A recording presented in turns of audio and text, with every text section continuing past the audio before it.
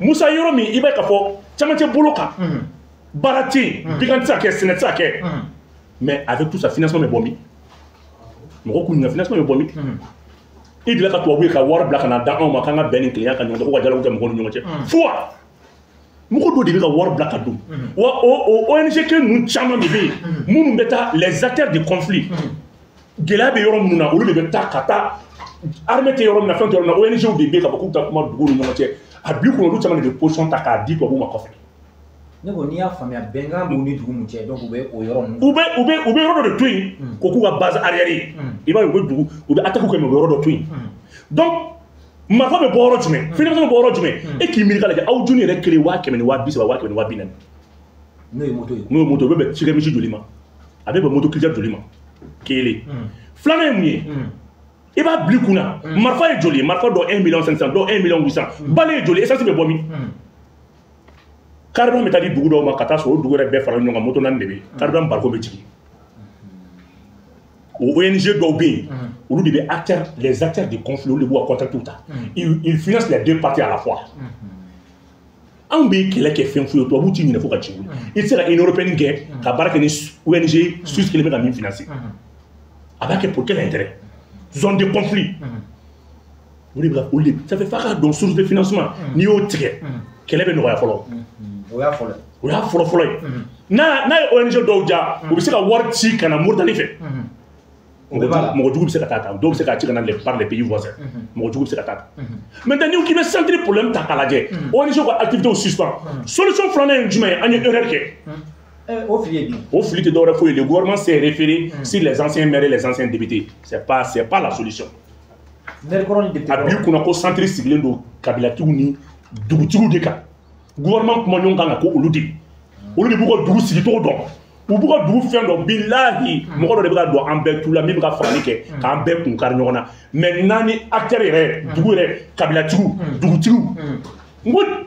il y a jamana di, a jamana Tougou afin de tout est bien structuré. C'est un terroir. Terroir de dos, là de la triora de dos. Il te Dougou faut être dans la cara Dougou sougo ka bokite Kabila Tigi ni jamana Tigi do soray. Bi gouvernement kan ko de solliciter maire koroko kuma na ko bla député koroko kuma na ko bla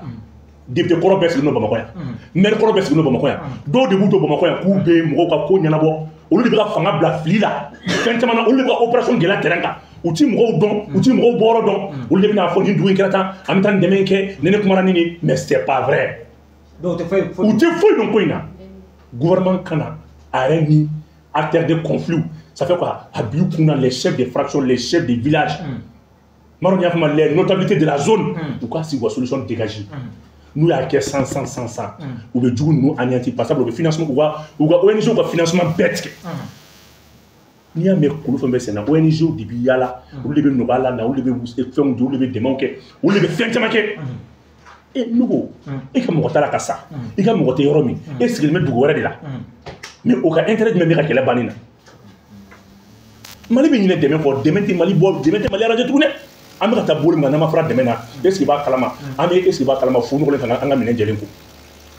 oui parce que Moussa tɛ min dɔn en criminologie tu sais qu'il y a des usines de fabrication des matériels militaires olu bɛ yen donc ils sont interdits de faire la publicité sur leurs produits marifa dilan usine de bɛ yen bali dilan usine de bɛ yen char dilan usine de bɛ yen olu tɛ se ka publicité kɛ ko a ye char san u tɛ se ka publicité k'a ye marifa san olu bɛ volet humanitaire de lajɛ à travers les ONG.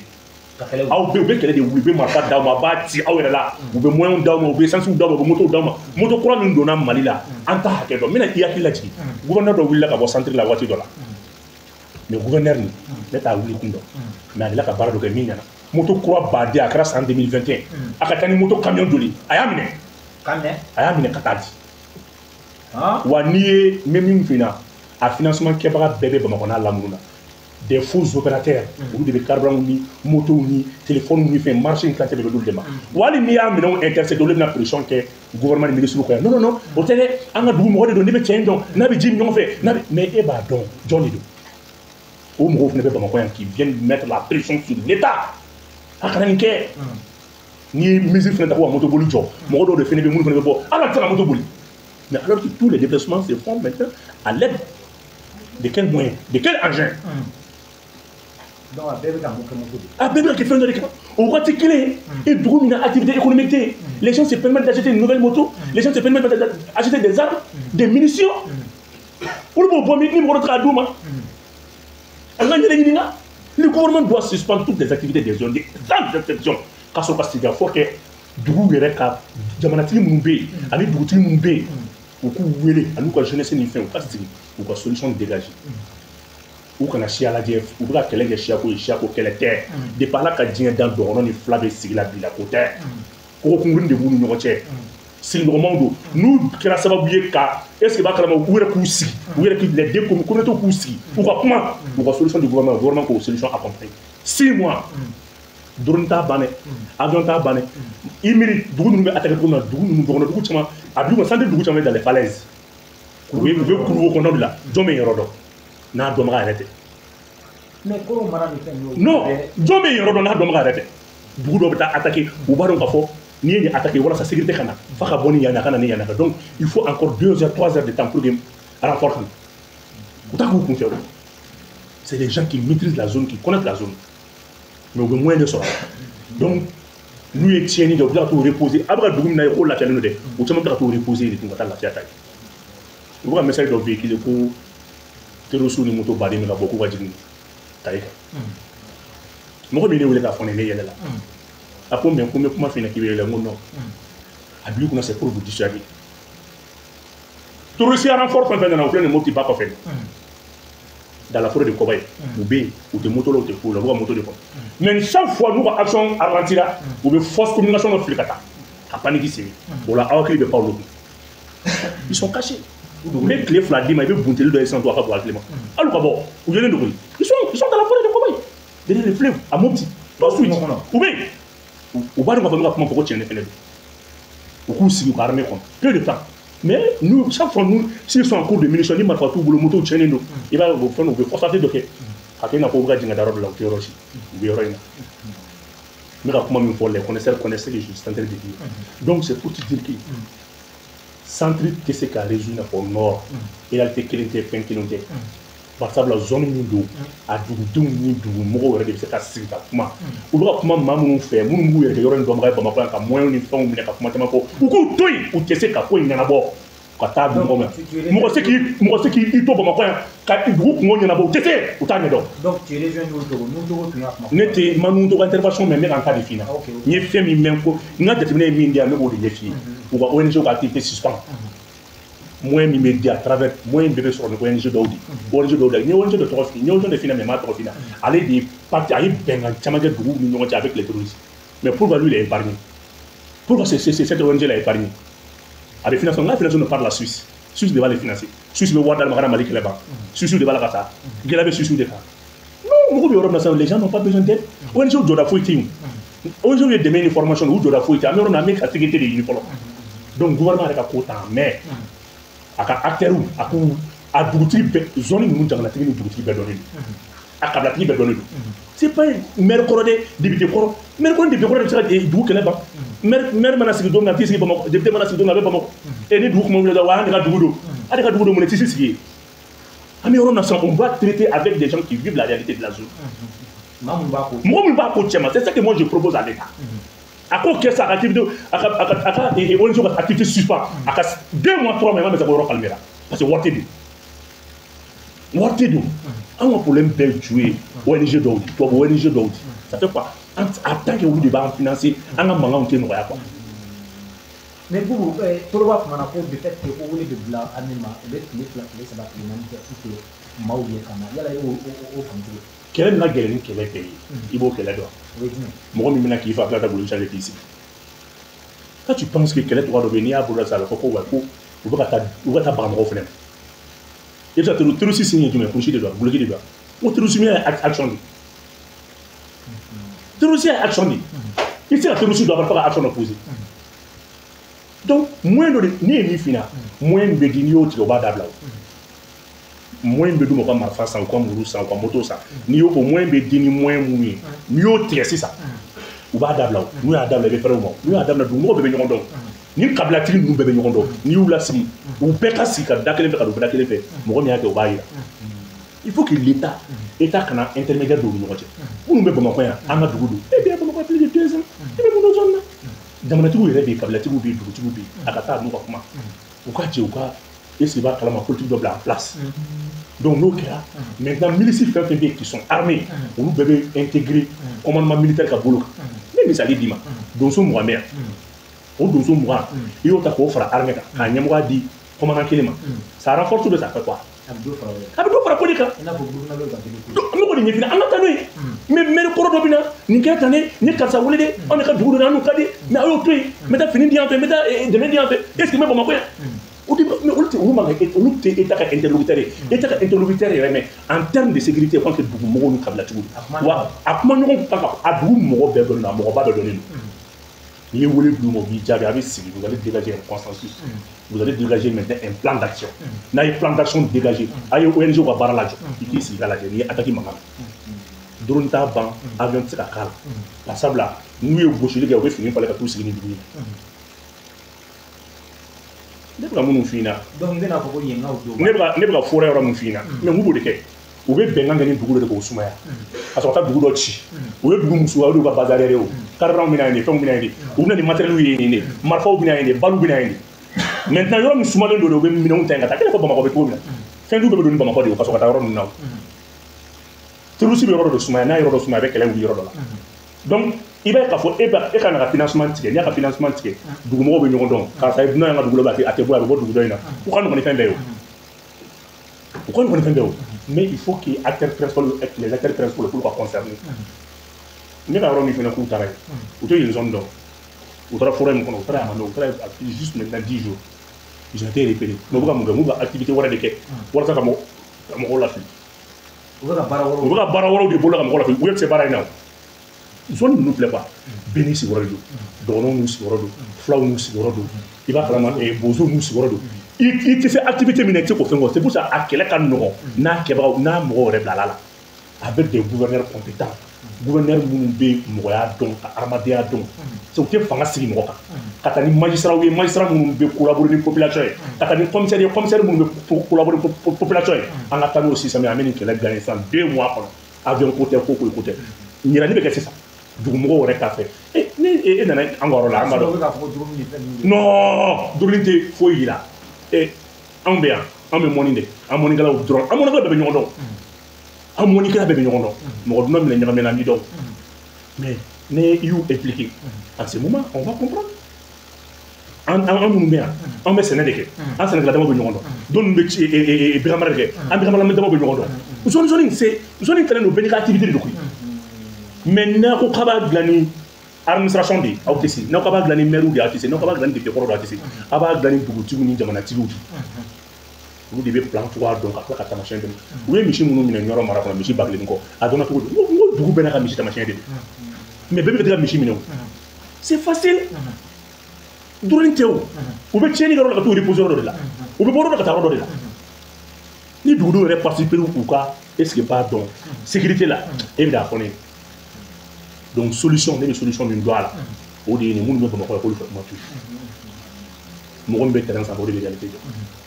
u ka dugu yɛrɛ jeunesse consulter ka cɛw contre ka musow contre ka dugutigiw ani jamanatigiw Musa n bɛ bɔ kuma la ka ONG bɛɛ ka activité jɔ 6 mois on verra le résultat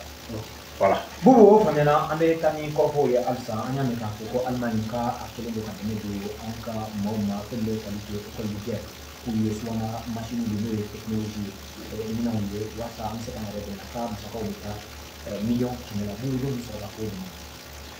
Musa ni mɔgɔ min y'a fɛ yen bi ko Mali kan ka i bolo don dɛmɛ dɔ kɔrɔ ka taa ka école de guerre la ordinateur la Mali kan ka da o la avec cette technologie de pointe là mais Mali même doit faire des contrats avec ses pays partenaires et c'est une européenne gɛn ka tila k'i bolo don u ka dɛmɛ kɔrɔ Maro y'a faamuya mais c'est du coup ordinateur minnu don c'est facile il a logiciel d'espion sigi kɔnɔ les logiciels de surveillance ko sigi kɔnɔ l'école de guerre est le centre d'intelligence d'une armée an ka stratégie baw bɛ élaborer nin maaw bɛ kalan n'o de n'i y'a ye Mali bɛ école de guerre dɔn parce que diɲɛ b'a dɔn ko Mali bɛ ka kɛlɛ kɛ contexte min kɔnɔ diɲɛ bɛɛ bɛ ka yɔrɔ la tubabuw filɛ nin ye Faransi y'a ka mɔgɔ fɛn fɛn bila ka na anw fɛ yen 2018 2017 mais n k'a bɛɛ tun ye aspirants de a bɛɛ tun ye aspirants c'était des jeunes qui sont en fin de cycle des écoles militaires en France mais u bɛ ka Sahel kɛlɛ de kalan u mana anw dɛmɛ na dɛ u nana u ka formation de kɛ donc u ka écoledenw de tun b'anw fɛ yen mais anw ka école de guerre a bi kunna n'i ye mɔgɔ bɛ girinna ka na an bɛ ka 11 pays de b'a ka mɔgɔ bila ala ka na ou bien combien pays mɔgɔ ka yafa ma en tout cas dugu tan kɔnɔ mais mun y'an bɛ ka mɔgɔ former parce que kɛlɛ de bɛ laban Sahel ka kɛlɛ ka gɛlɛn ni kɛlɛ bɛɛ ye an ka mɔgɔw bɛ Sahel dɔn u bɛ Sahel kan kɛlɛ dɔn parce que Sahel b'an fɛ mɔgɔw bɛ terrain sanfɛ pratique bɛ yan o de y'a to an ka école de guerre bɛ yan sollicité de don e bɛ se cogo di ka na ordinateur minɛ dugu bolo est ce que an ka dɛmɛ yɛrɛ minɛ an ka école de guerre kan wa ne dalen b'a la i b'a fɔ ala ka ko wallahi n bɛ Asimi ka gouvernement dɔn cɛ min u b'a minɛ u b'a la baara ka fɛn dɔ bɔ a kɔnɔ n'a ma kɛ n b'a fina bi a noté Asimi bɛ tila ka taa nin ordinateur ninnu audit kɛ k'a kɔnɔna dayɛlɛ ka fɛn dɔ bɔ ka yira u la miliyɔn kɛmɛ dɛmɛ anw mɔgɔ de b'o la a bila i kunna ko an b'a dɔn n b'a fina tôt ou tard tu verras Mali gouvernement bɛ nin ko walanga ka fɛn dɔ bɔ a kɔnɔ ka na ye mais pourquoi u ye école de guerre sollicité an dun gɛlɛya b'an non u baarala de don i b'a dɔn chaque fois i t'a sɔrɔ ni u bɛ gendarmerie sollicité renseignement yɔrɔ gendarmerie de ye renseignement de reconnaissance ye donc u bɛ taa ni minɛnw ye u ka dɛmɛ Union européenne ka dɛmɛ bɛɛ nin na ɲɔgɔnnaw ye polisi so gendarmerie a ka di armée régulière yɛrɛ ma yɛrɛ ne m'a fili u kun tuma comme école de guerre nin maintenant corps bɛɛ bɛ taa yen ka taa kalan kɛ gendarmerie bɛ taa garde bɛ taa fɛnw bɛ taa officier supérieur caman bɛ taa donc c'est pas pour événement kuma la mais n bɛ Mali gouvernement dɔn fɛn min ye a tɛ baara kɛ n'a baara ka sɔrɔ a ma dayɛlɛ an bɛ yɔrɔ min na ko bi e bɛ ka jɔrɔ min na ninnu b'o dɔn ka tɛmɛ an kan non kana siga non mɔgɔ kana yɛrɛ ɲininka i b'a kalama n'i bɛ fɛ ka feere jugu ma ka fɛn jɔ a la i b'a lajɛ wa i bɛ tila ka lasegin a yɛrɛ kɔnɔ tiɲɛ anw partenaire ye Russie ni Turquie de renseignement olu ɲɔgɔn anw partenaire ye Iran de technologie de bɛ sɔn k'i bɛ Iran ɲɛ yan ordinateur la non ko bilama bi bi na a bi kunna an b'a dɔn an bɛ ko dɔn an bɛ ko kɔrɔ dɔn Mali gouvernement bɛ nin minɛ ka tila ka taa n'a ye k'a dayɛlɛ ka fɛn dɔ bɔ a kɔnɔ ka tila ka lasegin ninnu de ma parce que u bɛ se ka hali logiciel de surveillance sigi nin na k'an ka fɛn bɛɛ surveiller an ka fɛn bɛɛ k'a bɛɛ surveiller ça fait Union européenne tɛ hinɛ quoi i ni France ka bila ɲɔgɔn na k'i ni Allemagne ka di i ni Allemagne sera kɛlɛ bara k'i ni Suisse ka di ça fait Union européenne bɛɛ bɛ fa la u bɛ ba la n'u y'i jɛ sira dɔ fɛ u bɛ taa ni sira wɛrɛ donc u bɛ maa wɛrɛw fili la mais n b'o de ɲɛf'i ɲɛna CSP bɛ créé tuma min na u bɛ ka CSP créé tuma min na yɔrɔ Mali kɔnɔ à chaque fois tubabu bɛ na ni opération de fɛ a bɛ n'a rebelle tɔgɔ don a bɛ n'a mouvement armé tɔgɔ don France bɛ na wagati min na MLA de tun bɛ yen o b'a fɔ ma ko opération Serval opération Serval tun ka baara tɛ dɔwɛrɛ foyi ye ka MLA de appuyer en un an san kelen ani kalo wɔɔrɔ ils ont consommé à peu près 3500 litres de carburant u b'o jeni cogo di maa 500 bɛ 3 millions de litres de carburant de poudre donc c'était une manière de donner le carburant aux terroristes u ye Serval yɛlɛma k'a tɔgɔ da jumɛn na k'a tɔgɔ da ko Barkhane o kɛ 5 ans ye u ye mouvement armé fana tɔgɔ yɛlɛma u tɔgɔ da ko SEMA u bɔra MLA la k'u kɛ SEMA donc o fana tun u ye nombre augmenté ka kɛ 5000 hommes ye dɔ bɛ taa Sahel kɔnɔ ba kelen bɛ to Mali la u ye avion kɛ 15 maintenant an tora o fana tun u y'o fana yɛlɛma tun o opération fana yɛlɛma ka na ni Takuba fana ye o Takuba fana yɛlɛmalen u ye mouvement armé tɔgɔ la k'u kɛ CSP mais ni u ye mun kɛ u y'u bila ka taa Italie o kumalasigi kɛra Italie Wage tabali gosi min na u taara n'o ye Italie u ye mun kɛ parce que ils ont mis terroriste fɛn fɛn tun bɛ yen ACA ni i y'a faamuya b'a la donc i ye min fɔ école de guerre la je suis sûr et certain Assimi c'est un fin stratège u ye mission ONU non a ye nin to tan ni ordinateur ninnu an bɛ fɛn dɔ bɔ nin kɔnɔ tile fila in na an bɛna yir'i la e ko Chinois y'an partenaire ye mais an y'a ye k'a fɔ Chinois k'a bɛ Union africaine siège k'a dilan kura ye ko k'a di Burkina ma nka a dilan dɔ la a fu farati la olu fana y'u ka logiciel bila yen an bɛ fɛn o fɛn kɛ dugulako la olu b'a bɛɛ kan ni sera k'o fɔra Chinois b'a kalan u b'a fɔ ko bon an bɛ na nin k'aw ye u bɛ ka bɔ an ka dugulako kan mais bon i bɛ se ka mun sɔrɔ a kɔnɔ Israël fana y'a ɲɔgɔnna kɛ u ni ayiwa fɛn bɛ taa nin kɛ Liban u y'a sɔrɔsi Vipers ma u y'a sɔrɔsi caman ka système de Vipers u ye sɔrɔsi caman faga i bɛ mun sɔrɔ k'a fɔ nin na toujours e ma taa olu la o i ye Israël fɔ i ye Chine fɔ anw ta ka jugu n'o bɛɛ ye anw ka télécommunication bɛ dugu wɛrɛw de bolo même an ka ministres bɛ kuma min fɔ bi c'est pas sécurisé e ma taa yɔrɔ jan si les opérateurs téléphoniques la coopèrent mais nin terroriste fɛn fɛn nin bɛɛ bɛ identifié o bɛ weleli kɛ mun na u bɛ weleli kɛ nɛgɛjuru sira dɔ la opérateur minnu b'u fourni u bɛ weleli kɛ fɛn dɔ la si n'a tun y'a sɔrɔ bi ko Mali yɛrɛ tun y'a ka opération fɛn a ka société de télécommunication yɛrɛ nationalisé bi k'a k'a yɛrɛ ta ye anw bɛ gɛlɛya min fana bɛ o tun tɛ kɛ o n'a tun y'a sɔrɔ k'an ka société de télécommunication tun b'an yɛrɛ bolo on a dit an bɛ se ka écoute téléphonique kɛ a ɲɛ ma an tun bɛ ko da ninnu la an ma sigi n'u ye e bɛ ka taa yɔrɔ jan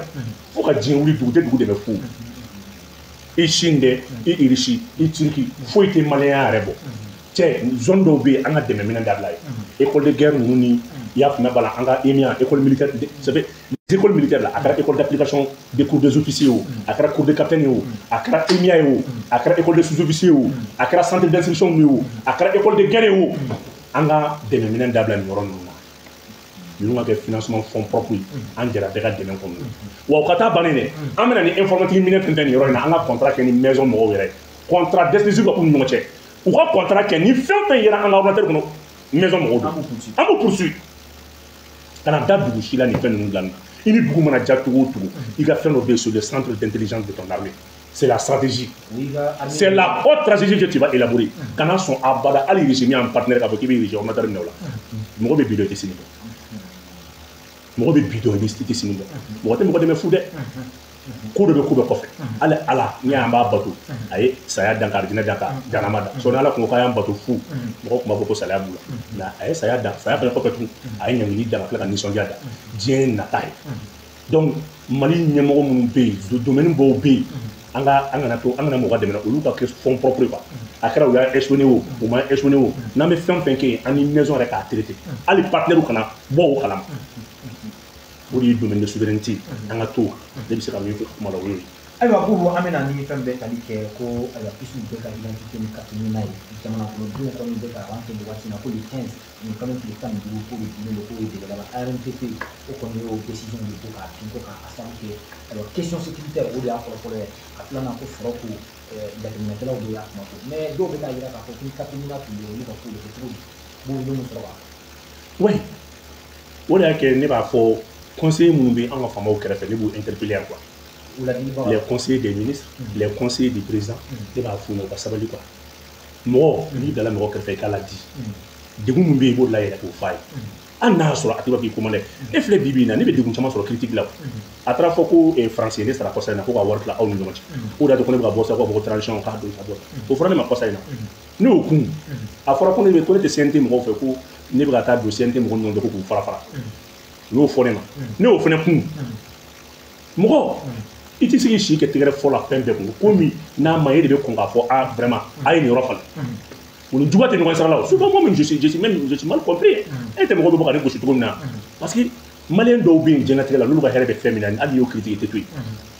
Ni les faits, ni les la formation de nous, ni les malais de soutien, ni les malais de soutien, ni les faux pères quand tu as la propre. Donc depuis 2 minutes, Mali est quand il a fiché minute pour vous là. Au wati kelen fene 40 au gelabi au wati kelen gouvernement de Congo lancé la bokaï na 40 les 40 t au wati kelen et patrouille mo be demsonu interpeller sous fait 40 t au wati kelen 40 périmètre no 40 t ka soro mais au wati kelen 40 ka fere watan Congo kala ko na demsonu do ko téléphone fere ka 40 la bon et bi mundi ni na net kanté psycho ara ma folo mais c'est tellement simple. N'a pas sur le comme les fonctionnaires monobé ministère là pour le cas ça va nous voir carte périmètre nous voir carte professionnelle périmètre pour que ça va être une solution de proposer ça faut stratégie il faut carte renouveler mais carte nous baner do pour que solution de proposer état mais mon jamana do beni de ko de solution proposée état mais c'est tellement simple ou ka décret à conseil des ministres là car faut toutes les cartes d'identité périmées 1 an ça va à périmètre peut-être mais 1 an ou ka vertu à carte peut se faire valoir. Nous ça que ni 40 bibolo na périmètre sans killing ni sangle na périmètre sangle ko fait ça veut sangle pendant la plutôt après ka barake parce que demande déceler nos 40 di mo non obesika obe ko vraiment dans nos makla donc nous 40 bibolo déjà mais à périmètre nous on m'a se ka renouveler né mo we ena Congo la pour la bossa ko 40 tout pour la bossa ko atigi ngule ngo tasso bon et nous ba donc 40 t à 40 périmètres 3 mois 2 mois après un amasro mais il y a une mesure dérogatoire à l'issue d'un conseil des ministres une mesure dérogatoire qui peut permettre des gens maintenant d'utiliser les cartes d'identité expirées 1 an après pour arranger pour que la souffrance soit royale d'un fait fin bien n'a chivé s'entendre à 4 scolaires pour que 4 étudiants se barraguent tous les nouveaux majeurs là ni 40 tout boulot n'a sur 4 étudiants boulot pour se barraguer ma fa ba bané na be dobal et depuis année et fichier minute ou là phobie le gouvernement n'a pas fait de communiqué pour dire que au quand même niveau de là mo ko papier bala ka pam ka plus bala ka sauté mais ay ni folo ke jamana denw ye a bi kunna jamana mara ko ɲuman tɛ dɔwɛrɛ koyi c'est l'exemplarité ka misaliya ɲuman di c'est la redevabilité ka tila ka dantigɛli kɛ la restitution ni ko ko bɛ yen a gɛlɛya fara nɔgɔya kan bɔ i k'a fɔ mɔgɔ ye an bɛ niveau de bi bi in na fɛn fɛn carte mina ko ye carte biométrique ko ye an bɛ niveau min na bɛɛ bɛ se k'i sago de fɔ mais c'est seul le gouvernement en connaît ale de b'a dɔn ale de b'a wo dɔn ale de b'a fɛ dɔn mais gouvernement doit communiquer c'est ça n'a sɔrɔ document kura mun kan ka fara carte d'identité kan qui peut maintenant se faire valeur qui ont les mêmes valeurs juridiques que la carte d'identité mais o ka fɔ n ye carte d'identité bɛ yen il y a des universités reconnues par l'État il y a des écoles reconnues par l'État n'a sɔrɔ carte d'identité ma sɔrɔ kɔnɔ n'a sɔrɔ denmisɛnninw tɛ wa carte scolaire kɛ ka concours kɛ ka fɛnw kɛ u k'o fɔ dɔrɔn n b'a fɔ a b'a ban dɛ mais a bɛ caman bɔ a la donc ni identification min fɛnɛ filɛ nin ye bi bi in na a bɛ kɛ cogo di dɔw ka feere bɛ kɛ duplicité dɔw b'u ka feere kɛ ni téléphone u bɛ yala téléphone de la ka taa minɛnw livrer mɔgɔw ma u b'u ka vente en ligne de kɛ u bɛ balo de la magasin t'u bolo mais u ka fɛn bɛɛ téléphone de dɔw ka fɛn bɛɛ bɛ sara ni orange money de a bɛ kɛ cogo di a bɛ kɛ cogo di nin bɛɛ ju kan kɛ mun ye a bɛ mesure fɛn fɛn ta a ye communiquer ni mɔgɔw ye a ye communiquer ni mɔgɔw ye c'est la raison pour laquelle n bɛ n profiter k'an da don n kun ye ladon ta ye dossier dɔ la mais n b'a partie kelen fina n'o ye code pénal kura ye n ye ladon ta ye n ko n b'a walawala mais n'i ko i bɛ kuma bi dɔw b'a fɔ k'i t'ale fɛ o tɛ o an bɛ don min na komi Asimi ko ko bɛɛ k'i jɔ i jɔyɔrɔ la CNT taara ka taa ni ɲɔgɔn kɔdi ɲɛnama bi bi in na Mali justice kɔnɔna la n'i ye justice fɔ mɔgɔ o mɔgɔ ye baara o baara b'a kɛ justice kɔnɔ mɔgɔw ɲɛso tun na bɛɛ ɲɛ bɛ mandat de la mandat de dépôt alors que justice baara wɛrɛw bɛ yen o tiɲɛ tilaw bɛ yen comptabilité travail bɛ yen baara caman bɛ yen mais bɛɛ ɲɛ bɛ kasolataga yɔrɔ de la o procédure pénale o procédure ni code pénal n'o baara bɛ la ka kɛ mais ne bolo CNT mɔgɔw kun kan ka taa anw ɲininka anw de taa kaso la o quand tu veux porter plainte contre un membre du CNT il y a une procédure n'i ko bi k'i bɛ taa fama dɔ minɛ procédure b'a la i bɛ mɔgɔ kelen minɛ o ko sɛ ka taa n'a ye n ko y'anw de donc e tɛ se ka taa procédure révision kɛ k'a sɔrɔ i mana restitution kɛ à la base a ye sabali sa hadamaden i ko k'i bɛ jamanadenw ye ni fɛn dɔ bɛ senna an kana man k'o mɛn télé ni arajo la au moins CNT membre minnu bɛ sigida min na o kun kan ka na restitution kɛ an dun bɛna dugutigiw fara ɲɔgɔn kan bon dugutigiw an bɛna taa ɲangili sariya baaraw kan ka falen n tulo b'a la dɔw ko a b'a kɔnɔ ko collège de bɛ sigi ni juge 3 ou bien juge 2 de bɛ jɛ ka mandat bɔ ɲɔgɔn fɛ Musa an ka kuma tɛ juge 2 ni juge 3 ye sa Musa ne bɛ kuma kelen f'i ɲɛna juge 1 y'i bila mandat la juge 5 de la k'i bila mandat la i ka taa mandat la tiɲɛ kan o de tɛ wa juge kuma ka gɛlɛn de t'a fɔ ni kuma min don bɛɛ ka i ka non n b'o f'i ɲɛna dɛ parce que n'an sera justice kuma ma dɔrɔn e b'i man kun en cas d'interpellation dɔw bɛ k'i ma kuma n'i bɛ kuma dɔrɔn voilà donc maintenant n ka kuma bɛ mun kan n ka kuma bɛ mun kan ne bolo bi an bɛ mun nɔfɛ i b'o dɔn c'est de lutter contre la corruption mɔgɔ kana taa kaso la nkalon kan hali n'i bɛ taa kaso la nkalon kan a k'a sɔrɔ nkalon min don fili de don mais a kana kɛ wari minɛ ye Musa n bɛ taa n'i ye exemple fitinin lamɛnbagaw tulo bɛ ne la n bɛ taa n'i ye dugukolo ko la moi je suis immobilier maintenant je suis promoteur immobilier Jawara immobilier ne de ta ye agrément bɛ n bolo i kulo ma kuma la donc anw b'a dɔn réalité min bɛ yen mɔgɔ joli jɛra ka terrain kɔ ka sababu kɛ procureur ka convocation ye alors que n'i bɛ fɛ ka taa mɔgɔ ka baara la don dugukolo ko baara la e taara mɔgɔ b'i ka dugukolo sanfɛ ou bien ni dɔ bɛ ɲɔgɔn na dugukolo nɔfɛ a tigi bɛ ka baara kɛ terrain sanfɛ i tɛ taa polisi la o i tɛ taa procureur fɛ yen i kan ka taa tribunal la pour faire un arrêt de travail baara ka se ka jɔ i bɛ taa arrêt de ɲini o arrêt min fɛnɛ filɛ nin jugement de bɛ kɛ k'a lajɛ ni karisa bɛ baara la dugukolo in ka daluya bi ma bolo mais n bɛ mɔgɔw filina Mali kɔnɔ bi la u ye dugukolo min sɔrɔ u ye mɔgɔw gɛn ka bɔ dugukolo sanfɛ ka taa ni dugukolo 100 u bɛ taa yɔrɔ min na dɔrɔn ka taa parquet la ka taa convocation tigɛ dɔrɔn ka na maçon ni fɛnw cɛ dɔrɔn terrain b'a fɔ ko n jɛra n ka wari kɔ ayiwa n jɛra terrain kɔ n bɛ taa n ka wari kanu alors que i t'a sɔrɔ a ta ye tiɲɛ o jɛra ka terrain ɲuman kɔ k'a to maa dɔw bolo procureur ka convocation kama dɔw y'o soke étage ye bi Mali bɛ hakɛ billahi suma wallahi lara ala bɛ sanfɛ ti mɔgɔw siranna an siranna an bɛ yɔrɔ min na se b'a dɔn tɔ tɛ mɔgɔ si la tun kan n'i ye Mali AVC siri mɔgɔ mandat de dépôt la tɔ b'a dɔn parce que ni mandat t'i ko i bɔra mandat dɔ la e bɛ bɔ mandat de dépôt la ka t'i jɔ juge ɲɛma jugement don i yɛrɛ tɛ se ka i bɛ kuma quoi mais n'a y'a sɔrɔ i taara so i bɛ so de i nana jugement don i ma taa kaso la i bɛ se ka kuma tribunal ko la vraie discussion ko c'est à la barre ne tɛ dɛ juge yɛrɛ ko ten mɔgɔ joli bolofɛn perdre la bolo ka sababuya kɛ e seba kalama parquet convocation ye dɔw ka terrain baara la jɔra ten ka na maçon ni fɛnw minɛ terrain kan mɔgɔw tulo bɛ ne la dɛ ni immobilier de b'a dɔn ni bolo bi s'il doit avoir un collège o collège an ka kuma to yen koyi an ka kuma ye mɔgɔ duuru ye kiiri tigɛ o et fait mɔgɔ duuru ye mɔgɔ bila ka taa mana la o mɔgɔ kelen bila ka taa mana la o mandat ka kɛ hakɛ kan i n'a fɔ cogoya jumɛn n bɛna n'o yɔrɔ ye i bɛ fɛ k'o cogoya min ne tɛ se k'o kuma justice kuma la sa i yɛrɛ b'i sigi i b'a tɔ faamu i yɛrɛ mais n bɛna kuma filanan min f'i ɲɛna CNT mɔgɔ kun kan ka na anw ɲininka de an tun b'a f'u ye ok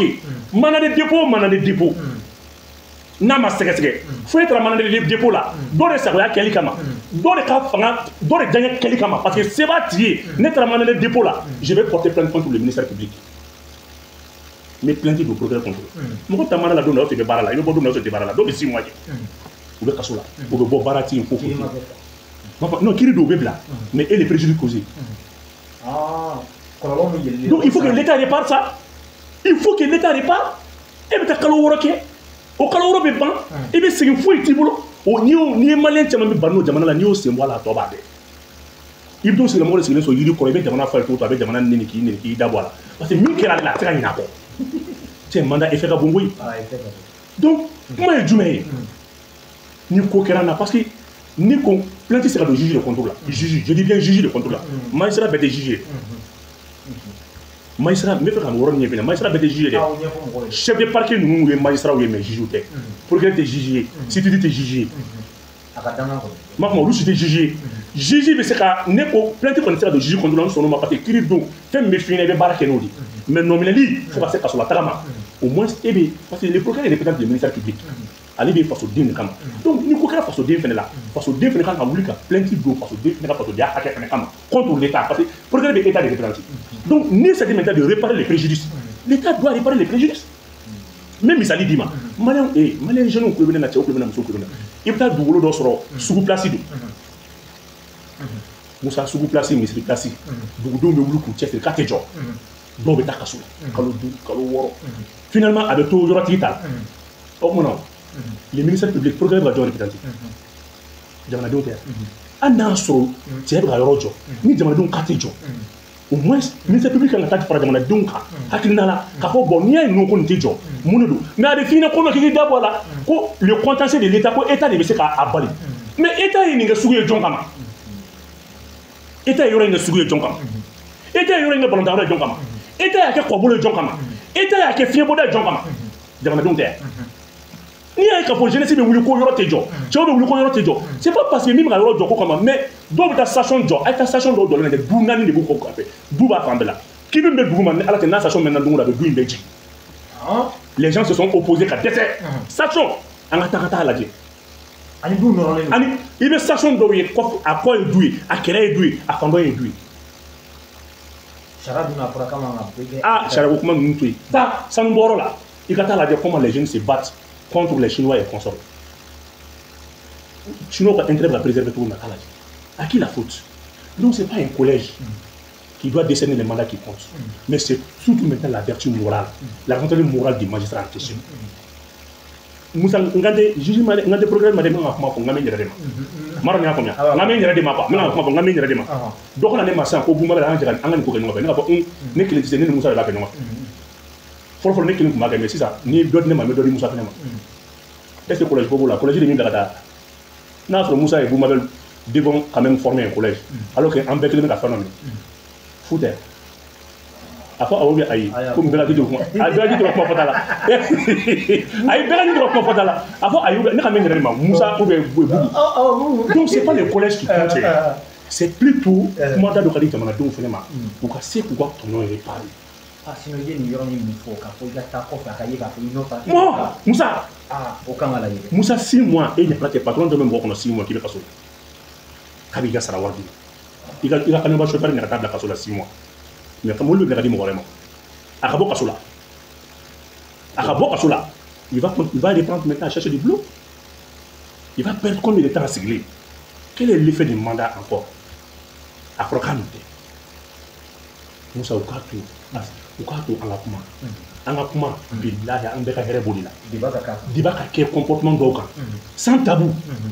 défenseur catalan entre Sénégal entre fouille là nous on se réserve ni jamana den yi manku ki manku ba kala ma ko de nani balaka wuli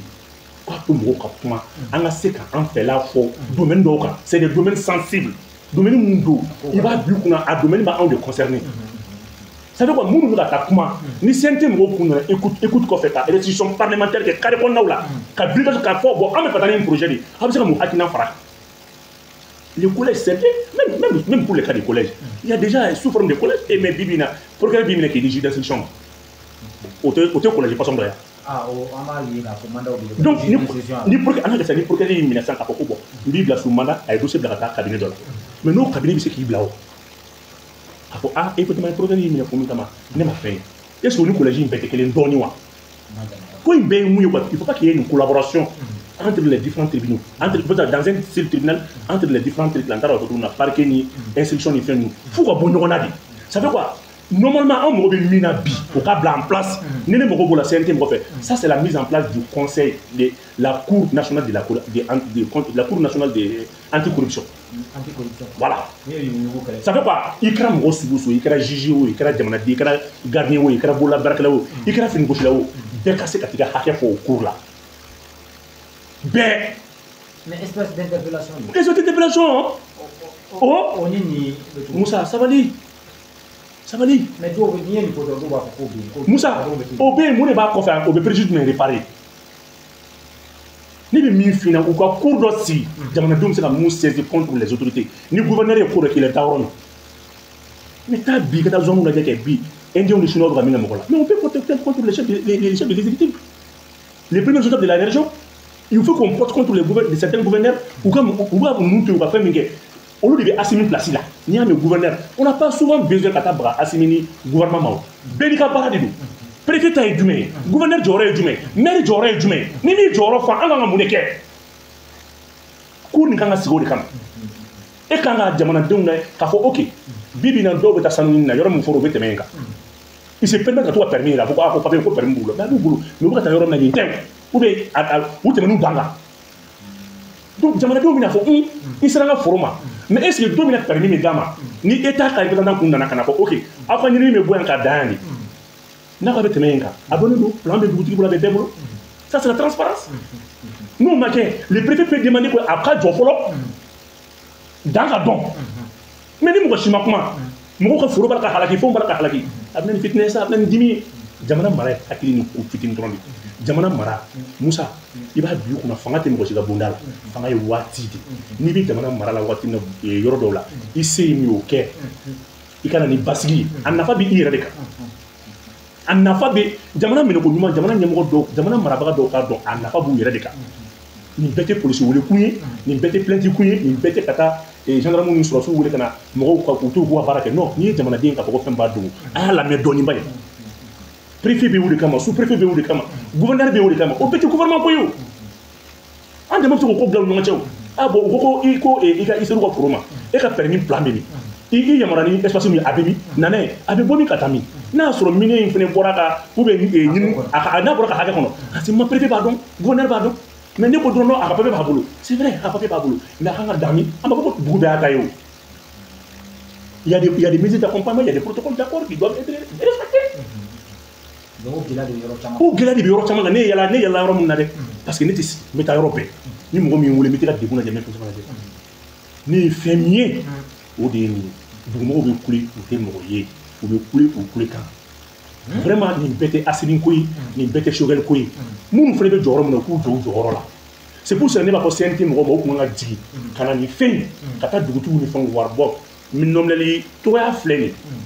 an y'a ye k'a fɔ mɔgɔw bɛ ka taa kaso la nɔgɔya la an bɛ fɛ k'a kɛ mɔgɔ 2 3 ye 2 ni 3 tɛ koyi hali kelen b'a ɲa mais a ka kɛ tan a kɛcogo ou bien n'an taara n'an jogara la a bɛ kɛ cogo di parce que baarakɛla dɔw bɛ yen kuma dɔ la n'olu ye 2 mois kɛ dɔrɔn u ka baara bɛ falen donc n tun bɛ fɛ k'o ɲɛfɔ n ka kuma kɔnɔ k'a f'i ɲɛna domaine dɔw bɛ yen l'État doit se ressaisir o domaine na ka dɛmɛ minɛli dabila domaine de défense et de sécurité an ka dɛmɛ minɛ yɛrɛ de to yen o domaine na an bɛ don min na ko bi parce que jugu minnu b'an fɔ an ni mɔgɔw gɛn u ma taa dɛ tubabuw kelen bɛ ka munumunu chaque fois a bɛ tubabuw kunna don o don k'u bɛ se parce que balo cogo t'u la san 300 san 400 i bɛ ka balo mɔgɔ faga la o tigi ko ko ka fagali dabila n ko tɔw bɛ ban de tɔw fana tɛ balo de n'i y'a anw bɛ ka ji tigɛ ka taa tubabuw fɛ yen dɔwɛrɛ tɛ o an bɛ ka taa tubabuw fɛ yen parce que tubabuw ka balo anw na de o de y'a to ne b'a ye an bɛ taa aventure la États-Unis ne sɔnn'o ma an bɛ taa aventure la Yakima b'a la Turquie ne sɔnn'o ma mais France an bɛ taa aventure la France la an t'an ka so di parce que il y a un phare fara wa sanuta il bɛ an ka pétrole de suɲɛ i bɛ an ka jamana de dafili a tɛ nin b'an suɲɛ an bɛ t'i fɛ an t'a fɔ ji la faransi an bɛ taa an ka so de k'an bɛ ka bɔ an ka so ka taa an ka so de visa ko kɔni ye manana kan an bɛ don ji fɛ hali sini ka taa an ka so de don n'i y'an suɲɛli dabila k'an ka so voilà un peu ça. Mais vous, kɛrɛnkɛrɛnnenya délai ko nin e bɛ se ka mun fɔ o la parce que a fɔra ko le 15 caman fana bɛ k'a yira k'a fɔ ko dɔ ka fara délai e bɛ mun sɔrɔ k'a fɔ nin mesure nin mesure nin ne bɛ fɛ u k'a lajɛ mesure nin mesure ɲuman ba de a nafa fɔlɔfɔlɔ ye mun ye welelikɛla bɛ dɔn i welelikɛɲɔgɔn bɛ dɔn mɔgɔ bɛ bugunnatigɛ a ko an ka daminɛ nin de ye sɛbɛn nin mesure nin tun man ka kɔnɔ an ka bila insécurité yɛrɛ kɔnɔ a ko an ka daminɛ nin de ye i n'a fɔ a daminɛ nin ye fɛnɛ parce que a daminɛ ni 40 kun don mais i b'a ye n'a fɛ fɛn ne a ka di ne ka dɔ fara mesure kan ni fɛn wɛrɛ to o ye mun ye ka plaque kɛ moto la n'i y'a ye bi terroriste bɛ ka yala moto 400 moto 500 parce que plaque de tɛ moto la plaque d'immatriculation sinon n'i ye wali moto singa n'a tigi taara tiɲɛni kɛ la n'i taara minɛ kaso siɲɛ wɛrɛ e tɛ ka moto singa mɔgɔ ma sɔrɔ i t'a tigi dɔn n'i ye plaque kɛ moto la a b'i permettre ka moto tigi dɔn hali n'a tigi parce que kuma dɔw la armée bɛ ninnu bunti u bɛ bila ka taa k'u ka moto to kungo kɔnɔ donc an bɛ se k'a dɔn moto ye jɔn ta ye jɔn ye moto in na don donc u ka mesure mun ta mesure nin ka ɲi kojugu mais le document qu'il faut n'est pas disponible. Mais vous ni moto bɛ suɲɛ na parce que i b'a kalan togodaw fana bɛ yen olu ka jan ɲɔgɔn na a bɛ fɔ k'i ka taa déclaration caman bɛ yen o t'o ɲɛdɔn ni plaque nana to ka k'a la i ka moto ka suɲɛ cɛnni kana ka taa tiɲɛni kɛ a ka saisie a bɛ na a bali bɛ sɔn ka b'i kan cogo di man faamu par exemple dans sɛnɛ i m'a fɔ ko plaque ka k'a la o ye ko ɲuman ba de hali mɔgɔ minnu b'u ka moto suɲɛ par exemple parce que ni tobilikɛla y'a kɛ ni moto saisie la information bɛ remonter donc il fana bɛ se k'i tigɛ mais ni min maa min t'aw suɲɛ na u bɛ yɔrɔ la u tɛ se ka déclaration kɛ yɔrɔ min yɔrɔ foyi tɛ Mali kɔnɔ bi ni brigade tɛ yɔrɔ la o tɛ yen o yɔrɔ tɛ Mali kɔnɔ bi ni fangaso dɔ man sɔrɔ la ni brigade tɛ yen a b'i kunna est-ce que b'a kalama sous préfecture bɛ yen o yɔrɔ tɛ Mali kɔnɔ bi Mali dugu fɛn o fɛn i t'a sɔrɔ aw ka chef lieu bɛ yen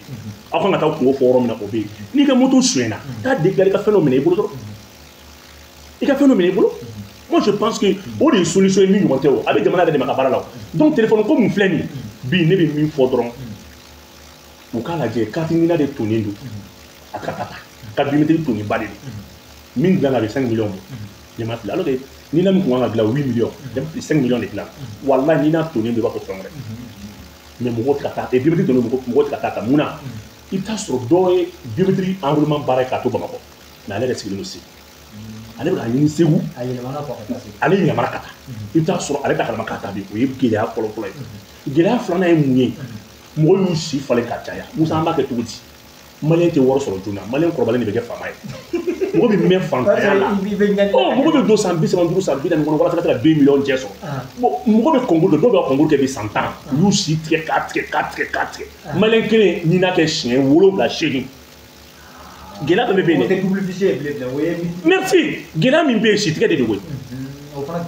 m'a faamuya mɔgɔw ye ji tigɛ ka taa fɔ tubabuw ye k'u ye minɛre ye effectivement tubabudenw kun ka di a kumaba bɛ yen mais i t'a sɔrɔ an ta dɔw bɛ yen mɔgɔkɔrɔbaw don mais a ko minɛre don a donna ni minɛre ye donc ale tɛ se ka mɔgɔkɔrɔba karante fɔ k'o yira a b'a karante fɛ jamana kan ka ko in nɔgɔya de quoi bi an bɛ yɔrɔ min na ko bi an ye fichier minɛ tubabuw la fichier b'an yɛrɛ bolo mais an bɛ yɔrɔ min na état doit communiquer an k'a mun ou bien an bɛna kɛ tan sinon an bɛna nafaba de sɔrɔ bi lahi n bɛna fiɲɛ fiɲɛ nafa n'a ye fichier minɛ Musa nin baara in bɛ se ka kɛ i b'i ka fɛn valider ka téléphone kɔnɔ k'i jɔ commissariat dɔ k'a tirer k'a d'i ma u b'a ko machine dɔ i b'a don dɔrɔn k'a tirer dɔrɔn a carte bɛ bɔ dɔrɔn k'a d'i ma ou bien n'a y'i diya u b'a valider k'a d'i ma i ni fichier bɛ taa a dilan yɔrɔ dɔrɔn tu n'as même pas besoin d'attendre o fɛn in nafa y'o de ye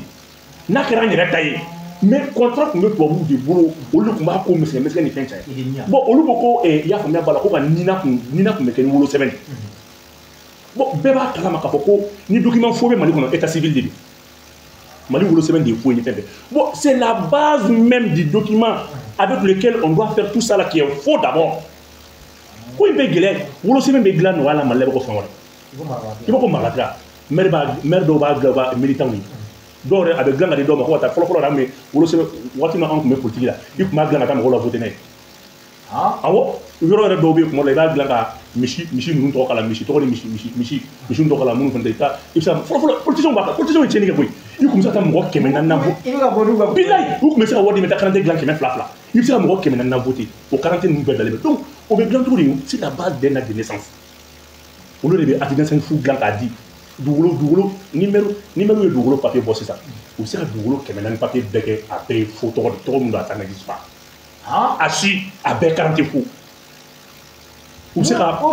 lahila u bɛ se ka taa dugukolo n'u ye lotissement kɛ u bɛ se ka dugukolo kelen u bɛ se ka bloc tantɔ kɛ k'o bɛɛ karante dilan k'o bɛɛ kɛ tɔgɔ dɔ la ka sɔrɔ ça n'existe pas tɔgɔ fu a mɔgɔ si tɛ yen donc n'u y'a feere e ma sisan e bɛ segin ka na tila ka na rectifier ou bien ka na transfert kɛ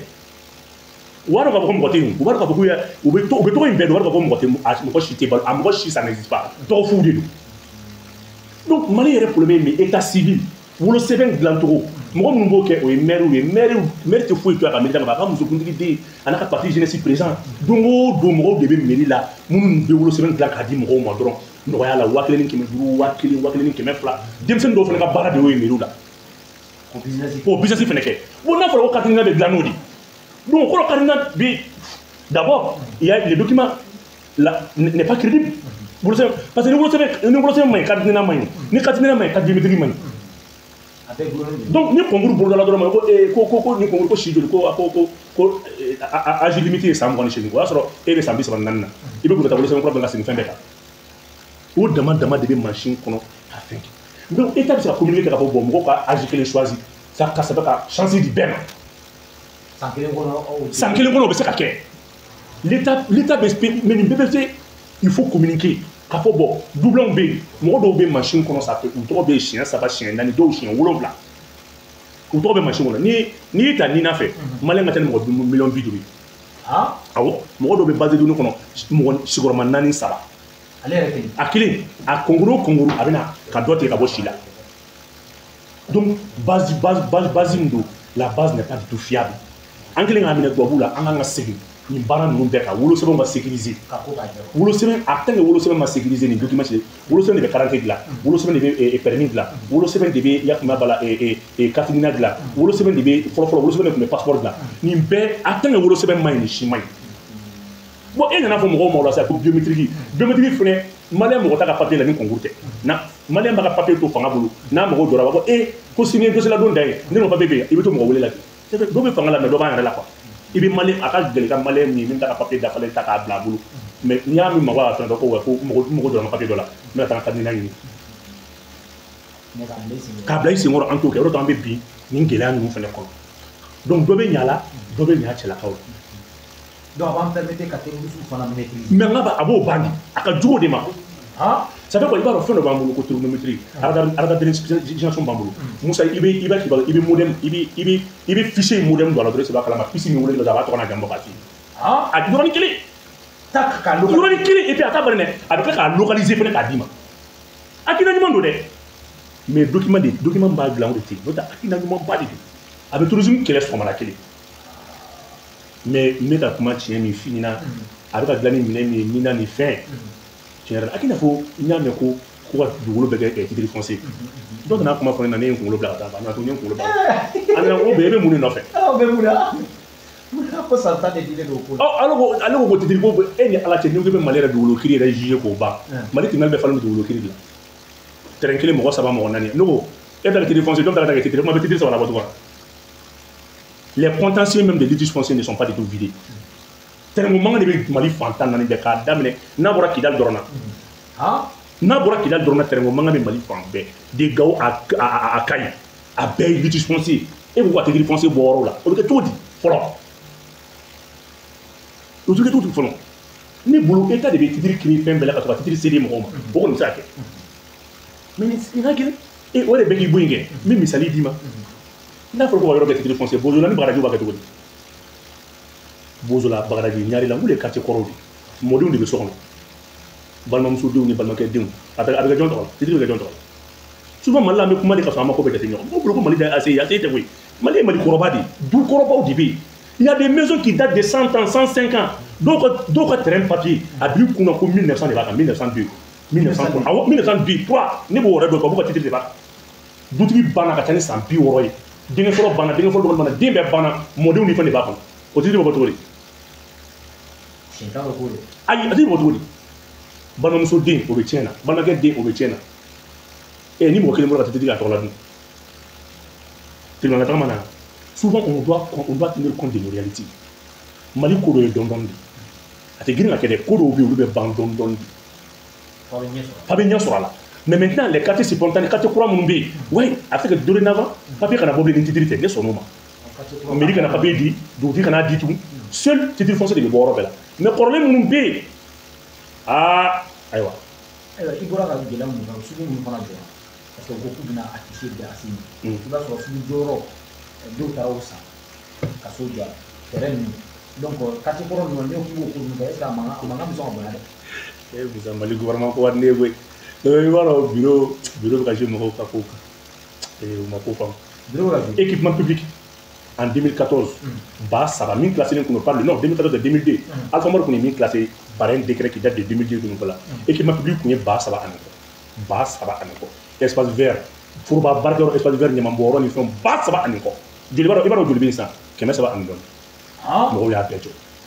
Ça c'est des domaines classés par un décret présidentiel. Président ka ta ka ko ni yɔrɔ ninnu a décret dɔ attaqué tribunal la b'a kalama u ye titre dɔw déclassé ka bɔ a kɔnɔ.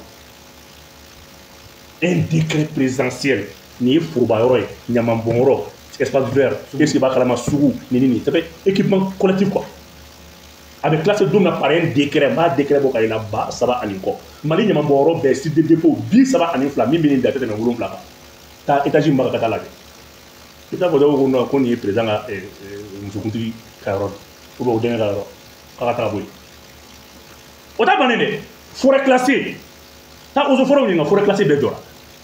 forêt classée an ka jiri fɔlɔ minnu bɛ yen ça c'est un décret de o ye état yɛrɛ ka décret min ka jugu n'a bɛɛ n'a kɛra kasi ala ka hinɛ tosigi la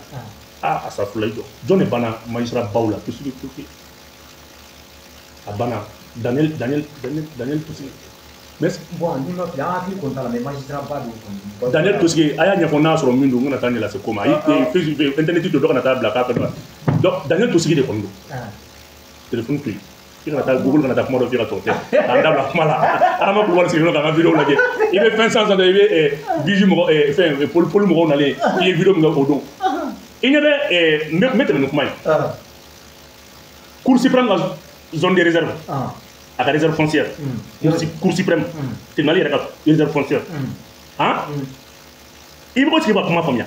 ça fait tribunal Cour suprême filɛ nin ye Banaŋabugu la a ka réserve foncière ça fait a yɛrɛ ka réserve min bɛ yen ni président ka du kan ka jɔ a kan des chefs de parquet avocat général ni fɛn ainsi de suite mairie tun bila k'a feere o ma to yen Cour suprême yɛrɛ ka réserve foncière i ma deli ka juge yɔrɔ ta de juge de yɔrɔ ma deli koyi mais bi b'a tɔ n'i taara i attaqué mais n ko géométrie min ta ka taa yɔrɔ ye u y'o cɛ a don a y'a sɔrɔ n bɛ ka min fɔ n'a y'a sɔrɔ a bɛ balo ma Daniel tosigi de kɔni don ne ma fili parce que a tigi kɛra juge d'instruction ye UEMOA la cour africaine des droits de l'homme na ou bien cour de la CEDEAO la a kɛra juge d'instruction les 8 juges d'instruction la a taara yen malien de don Daniel de bɛ sɔrɔ mais ne y'a f'i ɲɛna la réserve foncière du ministère même de la justice a morcelé la i bɛ delikɛlaw nana fɛnɛ dɛ non Daniel ni a ɲɔgɔn je n'ai jamais vu un procureur intègre ne ma magistrat intégré ka ca ye a ko ka ça fait k'a mɔgɔw bɛɛ fara ɲɔgɔn kan k'a kɛ koli ye o de ye sariya ye nin ye tribunal yɛrɛ ka yɔrɔ de tribunal tun bɛ to tribunal ka yɔrɔ nɔfɛ protection civile mɔgɔw ka cour o feere la a filɛ protection civile mɔgɔw ka cour filɛ nin zone reporter a filɛ dan fana nin mɔgɔw tun ye soja protection civile ministre de la sécurité intérieure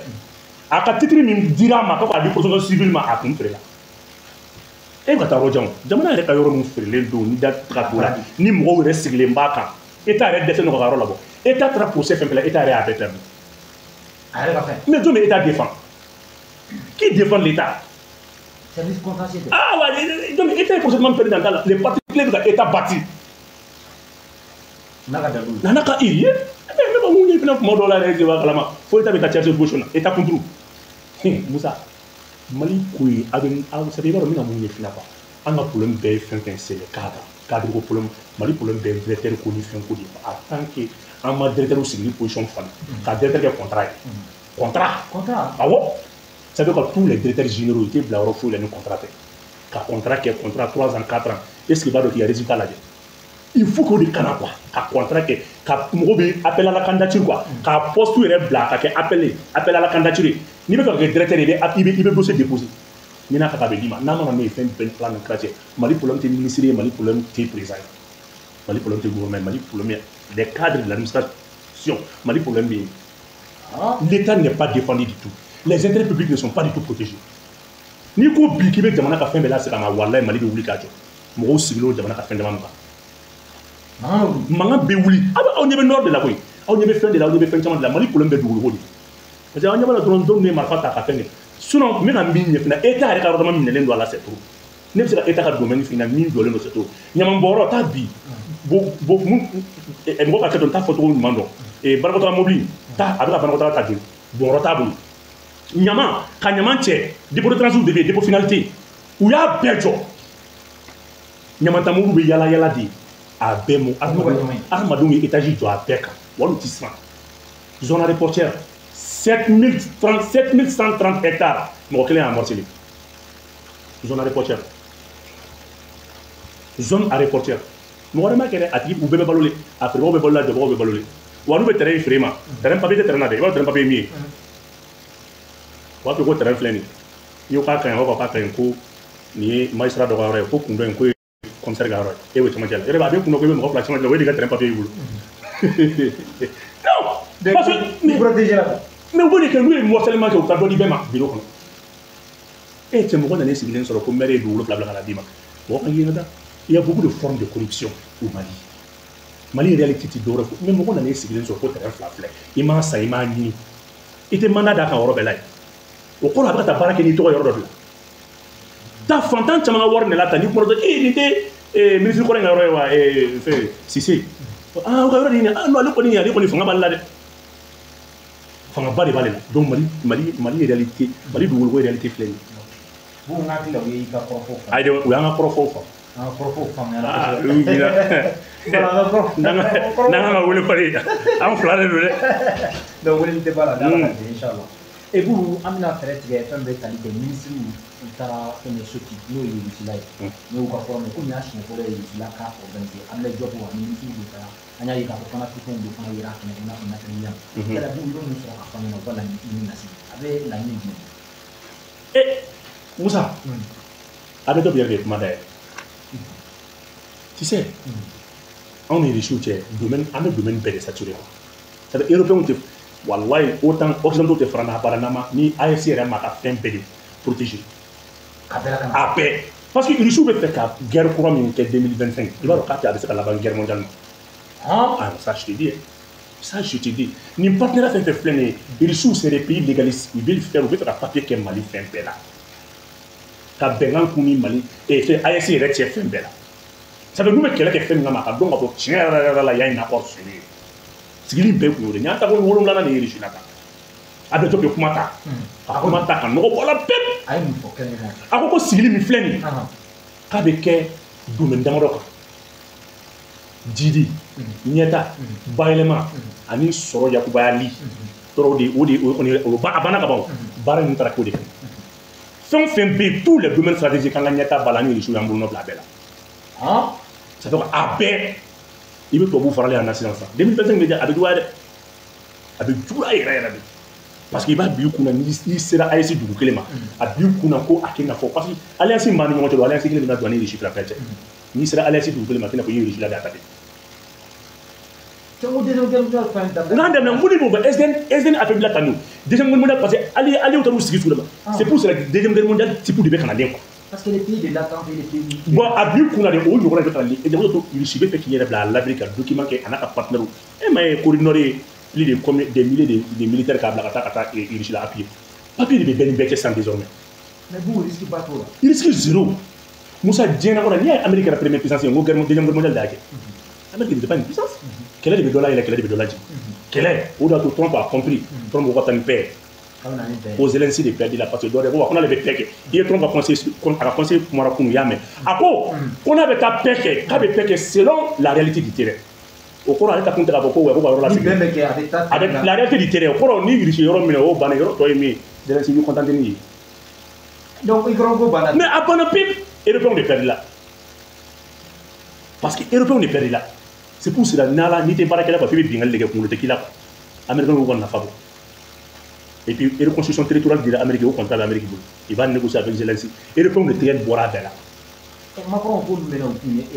Mais quand même,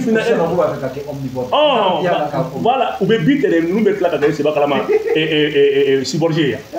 Donc, la réalité est là. Il faut avoir un vrai négociateur. Abdoulaye Diop, c'est un stratège. C'est un stratégème. Ça veut dire, où le domaine est scellé. Parce qu'on s'attend en 2025 an lamɛn an bɛ bɔ CEDEAO la l'Union européenne yɛrɛ bɛ taa fara dugu dɔ kan attaquer parce que n'an bɔra CEDEAO la o CEDEAO ko bannen et an ka bon ni CEDEAO ye a ye se ka bon ni CEDEAO ye an ye 2 700 000 ye CEDEAO yɛrɛ bɛɛ ye 5 millions et quelques superficie ye an ye 2 700 000 donc n'an bɔra CEDEAO kan ni CEDEAO ko banna France bɛ chuter mun de bɛ yen bi faire tout an ka ko sugu bɛɛ kɛ an ka AES dugu la bi yanni décembre cɛ o de attaque ni fɛnw bɛ sen a kan baaraw bɛ ka wuli fan bɛɛ fɛ ONG bɛ ka fɛnw kɛ i n'a fɔ an ka kuma daminɛ an bɔra mais a bi kun na le tourisme au Mali dɔ bɛ min fana c'est fabriqué faut ne m'a solution dɔ f'i ɲɛna c'est parce que kan ka dɔn ko c'est fabriqué dɔ bɔ kuma ne la kuma bɛ ɲɔgɔn région parce que wari de dilen don wari mɔgɔw dilannen de don donc nafa jumɛn bɛ nin na nafa jumɛn bɛ nin gɛlɛya ninnu na donc gɛlɛya min b'anw kan a faamu don donc an ni Russie ka partenaire 2025 de Musa i bɛna kɛlɛ dɔ ye i ma deli ka kɛlɛ ni ɲɔgɔn ye ka diɲɛlatigɛ la kɛlɛ non oui c'est la guerre des alliés que tu vas voir et réellement e ma fɛn ye fɔlɔ parce que hali bi anw ma bɔ CEDEAO la an m'an ka acte min'an bolo acte de retrait min'an bolo le 25 janvier anw bɛ bɔ n'an bɔr'o de la i b'a ye an ka fɛnw bɛ wuli ɲɔgɔn kɔ c'est fini parce que tu vas voir la réalité des choses donc Russie bɛ fɛ ka domaine bɛɛ ka fɛn bɛɛ base juridique k'a bɛɛ la papier k'a bɛɛ la Russie jo don dɛ parce que ni AES ko nana ban tan k'a sɔrɔ olu ma papier kɛ fɛnw na ou bien u ka taa tubabu ka taa dugu dɔ sama k'o bɔ k'o bin o y'i ka baara bɛɛ kelen de fu parce que i b'i justifier ka peuple ɲɛkɔrɔ de Russie n'an bɛ jɛ ka fɛn bɛɛ kɛ u b'u expliquer ka peuple ɲɛkɔrɔ u bɛ ɲininka a bɛɛ la a dɔrɔmɛ kelen bɛɛ ɲininkali bɛ kɛ f'a ka kɛ base légale ni base juridique de la donc a bɛ to tilala kuma la pepe nin sommet min filɛ nin ye on a dira anw de ma ka kuma dayɛlɛ a bɛ to kɛ kuma dayɛlɛ donc a yira k'a fɔ stratégie partenariat min tun b'an ni Russie cɛ en 1962 o kelen de bɛna réchauffer donc Russie la de tun ye anw ka premier partenaire économique et militaire ye Russie la 1961-62 en 66 Russie mɔgɔ 60 nana Mali la en tout et pour tout 25 ans kɔnɔna la Russie a formé 84 militaires de l'armée malienne 84 militaires du Mali Russie o de 84 000 tu m'excuses 84 000 Russie o de formé officier maa ba 80 ani 4 bon o Modibo Keïta fɔlɔ de ni Russie ye nin closing kɛ clause de défense nin kun secret baden kun b'a kan Russie yɛrɛ en 66 Modibo tun kan ka segin ka Russie tun kan ka clause wɛrɛ don a kɔnɔ Russie bɛ se ka na intervenir ka na Mali sécurité en cas ni Mali ye menace sɔrɔ Russie tun bɛ se ka na donc olu jɛ ka Modibo bɔ yen de 68 parce que Russie en 66 Russie nalen kɔfɛ u tun bɛ fɛ ka clause in fana yɛlɛma tugun mais économiquement i ma ye Modibo bɔra CFA la ka an na don franc malien na parce que o de kɛra Russie ye ka baara caman bolo da Gabriel Touré ninnu fɛ Russie de y'a jɔ et fɛn min ye point G ninnu ye ka taa bila yakuma ENA ninnu ka taa bila fo ENI ninnu de fɛ école de médecine n'a ɲɔgɔnna ninnu bɛ ENI na je ne sais pas olu n'a ɲɔgɔnnaw la yɔrɔ caman bɛ yen Russie de y'a bɛɛ jɔ dɔrɔn Russie tun na cours d'an ka école so la et an ka école technique ninnu na CFP ninnu na Russie tun bɛ cours di Russie ka professeur tun bɛ cours di ani Russie ka partenaire tun taara yɔrɔ jan o y'a sɔrɔ kɔngɔ bɛ fɛn na Union soviétique la kɔngɔ ba tun b'u la an fana tun bɛ tigɛdɛgɛ d'u ma buru fana tun t'u fɛ ale ni fɛn tigɛdɛgɛ ani tiga anw bɛ tiga dun ma kuma o tun y'u ka devise contrepartie mais o wagati SOREM tun bɛ yen SOREM de tun bɛ kalan le Mali n'avait qu'une seule mine o mine de sen fɛ Mali ye diɲɛ hɛrɛ bɛɛ sɔrɔ avec Modibo Keïta Russie tun ye Mali ka premier partenaire donc u bɛna n'o domaine kelen de ye tugun donc Modibo Keïta 66 Modibo Keïta ni Russie kelen k'a fɔ k'u bɛ clause in reprendre 68 u ye Musa bila k'an nɛ joona pour que parce que n'u tun kɛra Russie ka sɔrɔsiw tun bɛ se ka intervenir en cas d'attaque en cas de menace non a tɛ se ka lakale o de y'a to n bɛ kuma dɔ f'i ɲɛna quoi De Gaulle tubabuw gɛnlen ka bɔ yan tubabuw ye discours kelen kan c'est la pure réalité en 61 20 janvier Modibo ye discours kɛla ka tubabuw gɛn ka taa u ko k'an kana taa dɛ k'an ka to yan an ka munumunu walayi ko maliyɛn dɔ b'an na sen ka na u ye nin de fɔ tɔtɔtɔ k'u tɛ taa yɔrɔ jan u taara Dakar ale ni Côte d'Ivoire ko n'Ala sɔnna ma maliyɛn bɛ na min bɛ kɛ ka Modibo ka baara bɛɛ kɛ fu ye en 68 Musa nalen Musa nana an na segin franc CFA la 84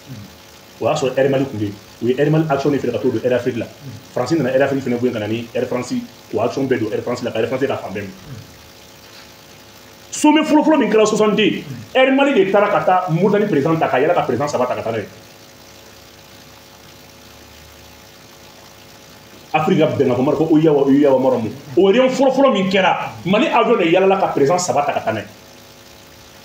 Mali des Tchadiens formés en 64. Les meilleurs pilotes du Mali, à part Éthiopie, Aïta la guerre, pilote, ni y'a eu ko Air Mali te Mali bolo. Allah kana dode. billahi mina min ɲɛfina mɔgɔw jeliw bɛ caman fɔ ko halalaya ni yɛrɛwoloya i b'a kalama kuma tɛ se ka fɔ Moussa n'a bɔra Éthiopie la Mali de kun bɛ se ka i b'a kalama ka les meilleurs pilotes Mali ka Air Mali kun bɛ Mali ka propre compagnie de kun b'a bolo Mali avion de taara Mauritanie président ka taa n tɛna dugu caman cité dugu 3 ka taa bɛɛ ta Modibo de Tour ka n'a bɛɛ ka taa le Mali était les gendarmes du monde o la ko ne b'a fɔ Mali politiciens ye sabali ka Mali to Ala kama u k'u man kun u ka Assimi ninnu to u ka baara kɛ u ka kɛ Ala kama u ka Assimi ninnu to yen u ka baara kɛ cɛ tiɲɛni kɛra dɛ u y'an ka don CFA la tugun nin bɛɛ kɔfɛ ka na don CFA la 84 ka kila ka na ajustement structurel ye tugun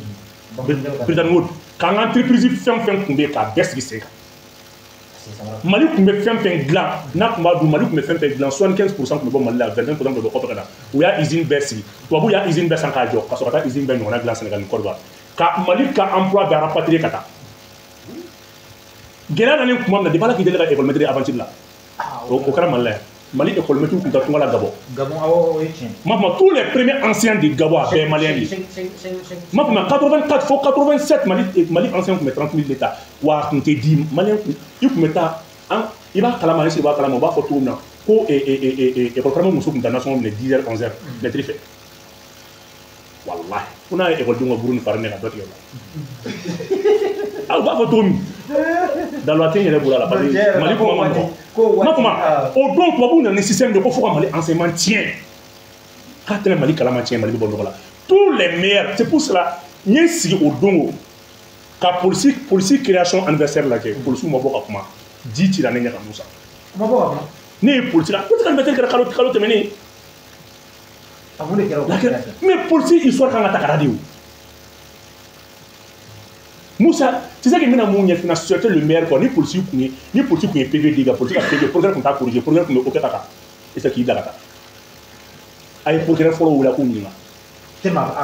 la promotion 73 74 ala ka hinga nyame keta uni et fait aminka ni 76 ni fin ni ale ni Modibo Sidibe ni 79 tu sais que tu crois dans les policiers les meilleurs ça fait quoi les 100 premiers du baccalauréat kun ta c'était des policiers les 20 premiers des écoles supérieures, ENI, ENA, Aleni, école du maire, et c'est pas Kalama, il y a Minadi, Katani, ENI, il y a comme ça des policiers. Les policiers n'ont pas cadre ou boîte, les Diagoura, les Ibrahim Diallo et consorts. C'est l'instit de Bolton. Mais là, tu as pas de trophée, t'as même. Modibo Sidibe était le. Quand Modibo Sidibe fait la politique de HN, c'est un cadre avéré. Modibo était le seul diplômé en droit civil sciences criminelles. À côté de pays médecin. Mais pas de Gabriel Tour là, Modibo, tu crois que tu as à côté. Modibo, 79 pour attendre Modibo policier là, Modibo non. Tu crois que parce qu'il était parmi les meilleurs. Après Modibo correctement, Modibo Sidibe correctement. Net la mesure ta et doit l'année soso. C'est Modibo est cadre de aller couler la tête. Cadre de politique non. Moussa Traoré n'a 100 policiers, 100 policiers. En 84, Moussa Traoré a arrêté le corps d'inspecteur de police. Ni politique qui enquête qui est là-bas. Politique enquête de moralité, politique qui commissaire à Ramadé. Il est Moussa qui faut donc il souffre, il Moussa avec comment la souffre. C'est nous qui a kala de Moussa Nyokoro donc ma ko ngara kuma ni. Ramadé ko nyokota nyokon ko kono. Le Mali c'est de renseignement tellement de ko mesrani. Mo ko be bodi kata fo ko kono. Ata fo bada la ka kunu tri sa ko kata ba ko fe ko kuma ko. To de nya photo avec donc. On a sur Facebook ti full politique. Nous c'est ni de cordon la bi. Mo ko plein au là. Mais si nous avons Mali la pas, c'est ni Mali qui nous a fait mourir c'est là. Nous avons entièrement des quoi. Donc c'est pour te dire que Bible na. Tranchons na kolenga to wula, notre au banga ko duma chama. Tranchons na kolenga to wulu faire. Ou kana blogu na ko France gagner à bani. Ou kana blogu na mo ko tira France gagner Allemagne bolo femle, mo ko tira Allemagne gagner ba susi bolo femle. Il se méfie domaine do bi ko kana ngum bolo faire dem na katay. C'est l'idée mo ko fait ba tout quoi. Ok, vous, qu'est-ce que ça va bien mettre Burkina? 5 milliards de dollars. Il y a une fois que tu as eu le cas de déstabilisation. 5 milliards de dollars au cas où le coup de la ça aussi la famille. Il y a su. Moussa, il y a su. Allah de tient bien. Il y a barka d'Allah. Barka da Malidoun. Ni on a que mal, ne peut pas casser la voix comme moi. Ni Burkina Tadi peut-être à bien montant. Avec montant. Mami ma bo le ko jiem na ban akola ne tara kata ko bo ko yensi Facebook so ngoni Assimi fente Il t'a fait on t'a fait mon gâcher. Faut que Dieu vous l'ait dit. Il t'a non. Non, Allah n'est pas minant. Comment vous l'avez Foi. Allah quoi. Allah n'est pas tien banquier. C'est n'est pas tien dans l'inflé. N'est pas tien dans l'inflé. Peut-être que vous n'avez pas 5 à Boroni. Mais par contre, il est pas de la oui, de la fille. Eh, tout ça. Il est tombé dans la casserole, il est tombé dans la tête. Ah, il est tombé. Allah a rosé nous, mais même si il est tombé, il est là. Ne compte pas donc à fond. Allah n'est pas tien, ce qui m'a. Parce que moi, ce n'est pas pour dire que je vais barrer. Ça veut dire la fière de l'homme, ce qu'on a pas. Là, il y a un gens dans ta ligne, je ne sais pas faire ça. Je sais que mon pays est tout pour beaucoup. Bibi n'a pas mal, on m'a beaucoup mal, il y a un coup là. Donc, moi, je suis le symbole d'espoir. En dit les faits, ne quand tu me sais, ne un taquer, ne diminue pas comme moi. Donc, en cas donc, on a fait le bénia, c'est un temps de lever qu'on a fait le bien fait. Ça fait quoi? À part plus qu'on a information from dit de notre année à traiter de regard enseignement. Qu'on a fait le fond qu'on y a traité de ton regard. Donc, vous qui fait Burkina. Mais à la tête, avoir bébé bomi. A bébé bo damanda sanubara adonta boda wadi ligidi be soro lodi 5 milliards o maralembe na akana ko maralembe de bo bu se 5 milliards la e may balti kona ah te balti tamana aba banglaw ebe IC jugu mo ngiti do banglaw ko 5 milliards de treke ibo yimi o tem ali 1 milliard de treke wori be glande ka ta dikan me bu ba glande patri fou de do o te se no ko be shi war glande la o se ka on pitu Burkina sɔrɔ suɲɛ min kɛ i m'a ye a koru ye o ko problème t'a la k'u bɛ sɔn k'u bɛ sɔn u ka chef k'u ma k'a ye sɔn n'a ma sɔn an t'a bɔ yɔrɔ ye u sɔnna ne bɛ se ka mun bila n kunna ne bɛ min bila n kunna dɔrɔn gouvernement ka 2 milliards ta ka 3 milliards tila sɔrɔsi ninnu ni ɲɔgɔn cɛ en guise de récompense n'u ye action de i bɛ sa a tɛ bɔ i kɔnɔ i bɛ sa n'a fɔra Burkina bɛ ma ko c'est le pays des hommes intègres a dɔ filɛ Ni a be fo, c'est pas parce que Burkina be kadi ko c'est le pays des hommes intégrés non, c'est dans les faits. Avec Kewale de là. Pour tout ya to bo autre volta la ka to ko Burkina Faso. Wakana. Burkina Faso. Oro de bala. Musa ni action ni doron ta. Iti tcheshi sorobi. Ni ala ni krati. Ki bi ni montant fire. Ah, Musa. Agent et puis amaka officier au défaut agent Burkina. Subalterne, moi, je salaire de 225 000 francs. Il y a encore 5 milliards de boulot. On a dit que c'est un mec à faire le nom de comment aussi. Mais ils ont préféré le pays et tout ça. C'est des actes à encourager. Ne ka kan ni manja ngona fiti. Ah, wallahi billah, mon ton manja no fouille manja ngona. Et nous allons finir. Ya kuma ko Musa ni sengena. Musa o yene traité d'escroc. Il est traité d'espion. Ni crafin pe. Wallah. Et ni mais nga taro de tene. Parce que Mali de bini bolo, je pas de nationalité. Les bolo ni ñe fin fin tiga jamana ñama wala bo kala. Pour le moment. Et tout le monde doit être tout le monde, la première police c'est la population. La première police t'es feigné, gendarme t'es feigné, président t'es feigné, jamana dum va payer. Moi qui jamana fait donc. Brunei ni minken c'est ta félicité. Mais à quand ça veut tout Moumi comment tu m'as fait mon frère quand il félicité. Au bout ma belle, tiens là, on est mine d'aïka, il y a pas un ma. Ou il n'y a pas de mal, il n'y a pas de dingue. Parce que Mali m'a baillé faire un cas, Bouma il n'y a pas de la paix d'or et boulot mollet. Mais à nous, il n'y a pas de mal, il n'y a pas de mal. Parce que jamana côté nous, il jamana côté, il y a une tenda de la.